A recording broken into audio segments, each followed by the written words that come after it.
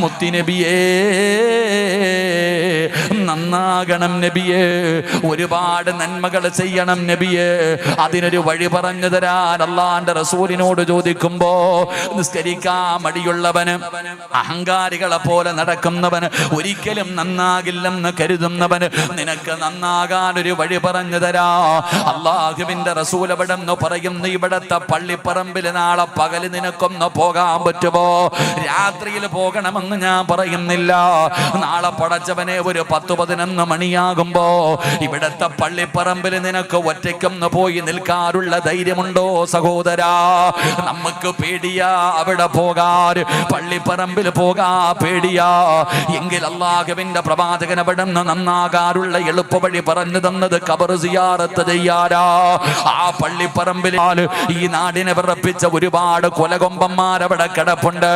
ഈ ദുനിയാവിന്റെ തുലിക്ക് മുകളിലൂടെ പടച്ചവനെ മറന്നുകൊണ്ട് ധിക്കാരിയെ പോലെ ഞാനാണ് വലുതെന്ന് പറഞ്ഞുകൊണ്ട് നടന്ന പലരും ആ പള്ളിപ്പറമ്പിൽ കിടക്കുന്നുണ്ട്.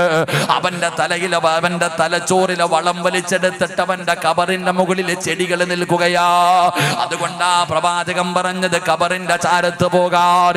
എന്റെ പ്രിയപ്പെട്ട പെങ്ങള്, ഉസ്താദേ സീരിയൽ കാണുന്നത് നിർത്താൻ പറ്റുന്നില്ല, എന്റെ മോശമായ സ്വഭാവങ്ങൾ എനിക്ക് മാറ്റാൻ പറ്റുന്നില്ല. നീ പള്ളിപ്പറമ്പിൽ പോകണ്ട പെങ്ങള്.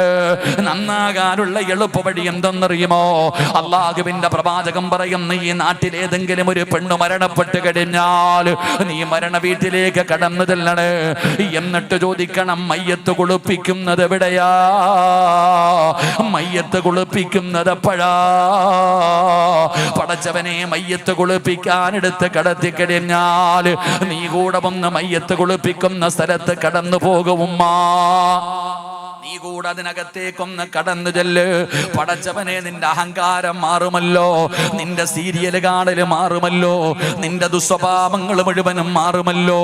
നിന്നെ പോലെ ദുനിയാവിന്റെ തൊലിക്ക് മുകളിൽ മോഹങ്ങളും സ്വപ്നങ്ങളും ആഗ്രഹങ്ങളും പ്രതീക്ഷകളുമായി പച്ചയിറച്ചിയുമായി ജീവിച്ചിരുന്ന ഒരു പെണ്ണ് അങ്ങോട്ടും ഇങ്ങോട്ടും തട്ടിയാ കടന്ന് പന്ത് തട്ടുന്നത് പോലെ അങ്ങോട്ടും ഇങ്ങോട്ടും തിരിഞ്ഞു കിടക്കുന്ന ഒരു പെണ്ണിന്റെ ജനാസ നിനക്ക് കാണാ.